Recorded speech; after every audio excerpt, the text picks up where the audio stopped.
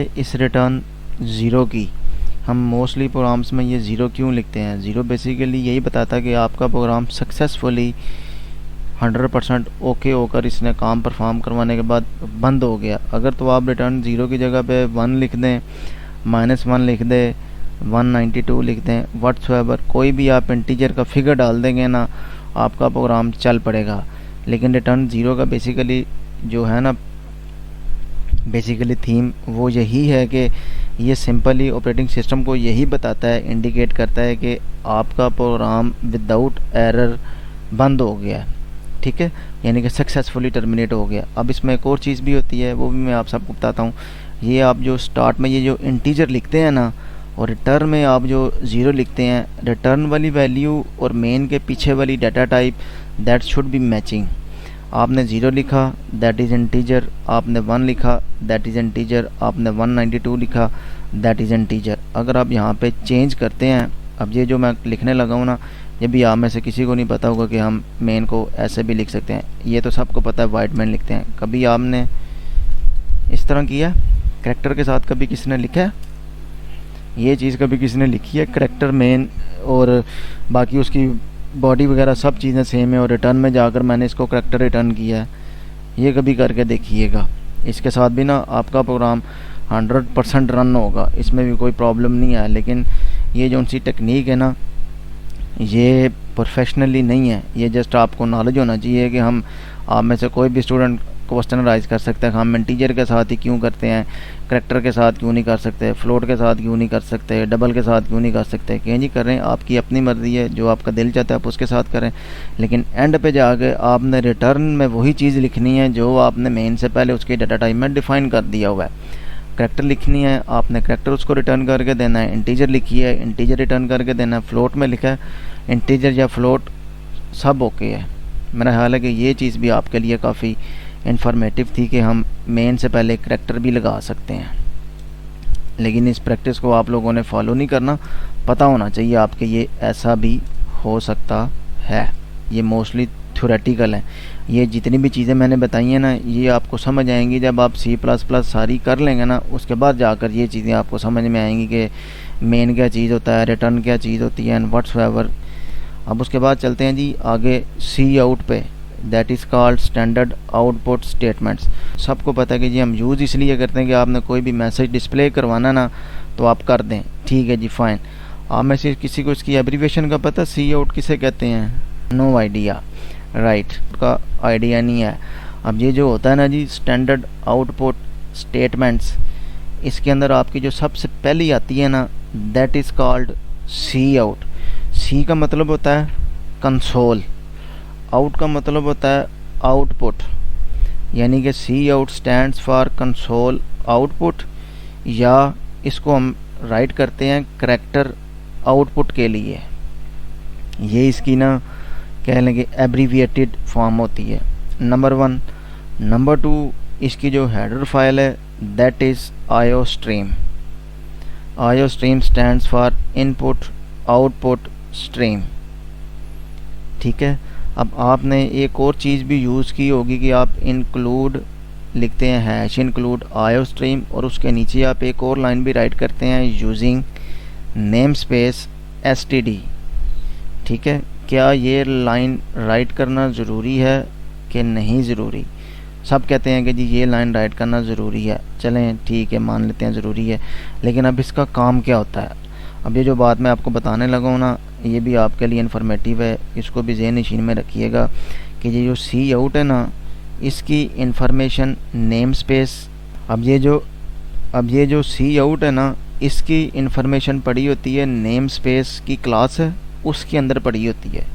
और name space की class का एक ऑब्जेक्ट होता है, वो प्री डिफाइंड होता है std नाम का एक ऑब्जेक्ट के अंदर इसकी सारी इन्फॉर्मेशन पड़ी होती है। दैट इज़ आपने सी आउट को एक्सेस करना है यूजिंग std, सी इन को करना है यूजिंग std, या आपने इसके साथ एक और भी होता है एंड एल को करना है, वो भी आप std के साथ ही आप इसको एक्सेस करते हैं, ठीक है।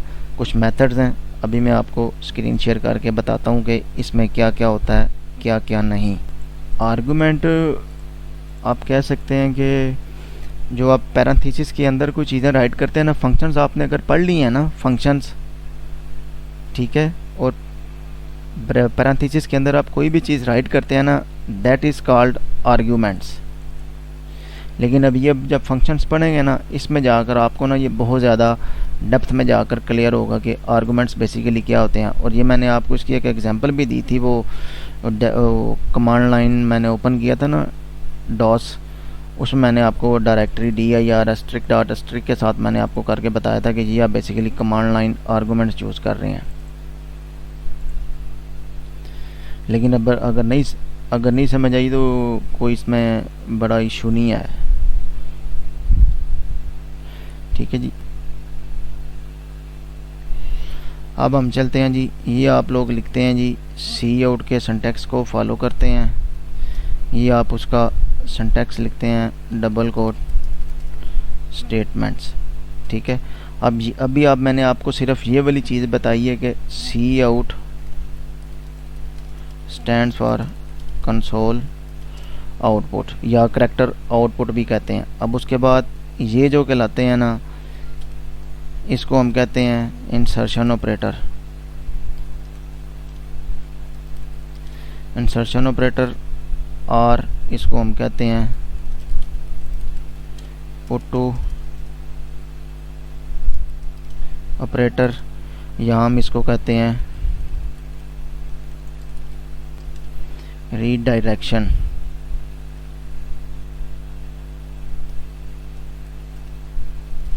ठीक है जी, इसके ये 3 नाम होते हैं।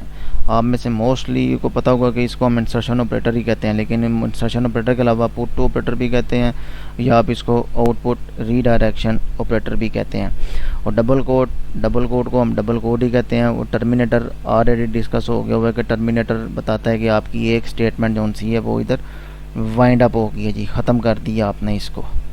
क्लियर हो गया जी। अब इसका जो दूसरा सिंटैक्स होता है वो आप वेरिएबल को, अगर आपने उसकी स्टेटमेंट देखनी है तो आप इसको वेरिएबल को भी आप देख सकते हैं कि जी कैसे आपने देखनी है।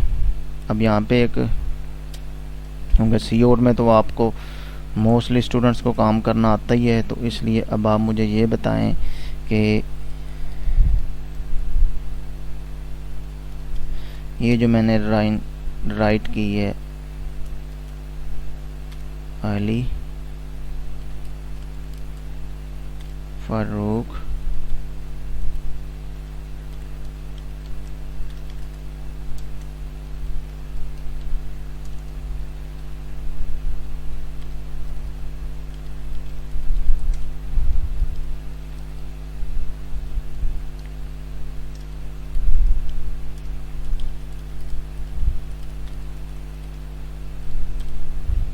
अच्छा जी, ये जो मैंने लाइन लिखी है ये मुझे बताएं कि इसमें एरर किस जगह पे है। इसमें लिखते हैं जी अली फारूक। एक ये दूसरी मैंने लाइन लिखी है, एक ये मैंने तीसरी लिखी है जी, बल्कि ये वाली कॉपी करते हैं।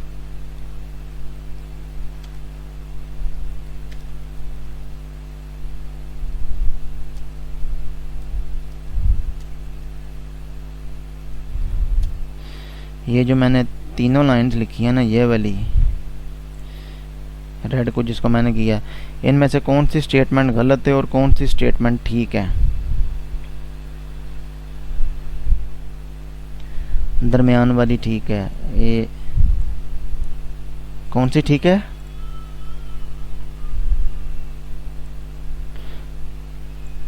नंबर 2। इसके अलावा कोई और जो बताएगा जी दूसरी गलत है और तीसरी ठीक है जी?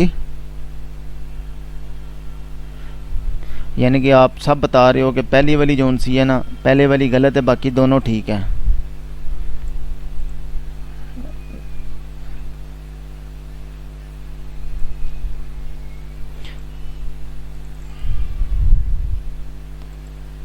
स्ट्रिंग तो वही बता रही है ये वाली। ये जो मैंने तीनों स्टेटमेंट्स लिखी हैं ना, ये तीनों की तीनों एरर फ्री हैं और इनमें कोई भी किस्म की ठीक है। इसके एंड पे मैंने वो \n नहीं लगाया, ये मैं \n लगा देता हूँ। देन देखते हैं कि ये रन होती हैं कि नहीं होती। इट मीन्स अगर तो ये रन होती हैं तो फिर तो बिल्कुल ठीक है जी, अगर नहीं होती तो फिर आप ठीक हो गए, मैं गलत हूँगा ना। ये देख लें एरर फ्री आ गया, ठीक है जी। Ali Farooqui C++ programmer, all of you will be soon programmer. Second का रिज़ल्ट, थर्ड का रिज़ल्ट बिल्कुल सेम आया, ठीक है।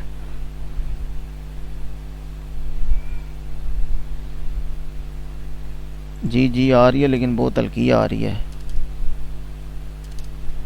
क्योंकि मोस्टली ये वाली जो लाइन है ना, ये एंड पे लिखी जाती है और इसमें ये बताया जाता है कि find error in the following statements. और सारे जो उनसे है ना, ये इसी लाइन के ऊपर जाते हैं कि इसमें एरर है, ये ऑब्जेक्टिव में पूछी जाती है। लेकिन इसमें आपने ये बताना है कि ये बिल्कुल एरर फ्री है, ठीक है। समझ आ गई जी।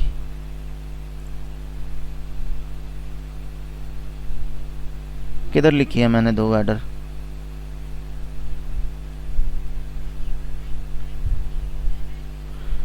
नहीं, वो \n आपको नहीं पता तो आप ये &l यूज़ कर लेना, ये वाला, ठीक है ना। एंड का मतलब होता है &l क्यों यूज़ करते हैं। चलें जी, ये हम करते हैं &l के बगैर आप देखिएगा और &l के साथ देखिएगा। &l का बेसिकली मतलब होता है एंड लाइन कर देना, यानी कि आपने एक ही लाइन के ऊपर सारा वो गिच में, जैसे कहते नहीं, एक ही जगह पे आपकी खिचड़ी पक जाती है, उस खिचड़ी से बचने के लिए आप बेसिकली \n यूज़ करते हैं या आप एंड लाइन का ऑपरेटर यूज़ करते हैं।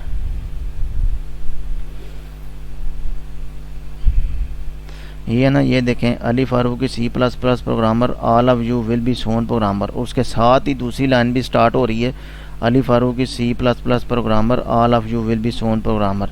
अब दूसरी लाइन के बाद मैंने ये है ना, ये दूसरी लाइन थी, इसके बाद मैंने जाके ये \n दिया था। \n लिख लें या &l लिख लें, वो दोनों सेम है, ठीक है। अगर आप इधर भी \n ना देते वो अच्छी खासी ना खिचड़ी पक जानी थी, इसके लिए वो हम \n यूज़ करते हैं। इसको कहते हैं एस्केप सीक्वेंसेस कहते हैं बेसिकली, ठीक है।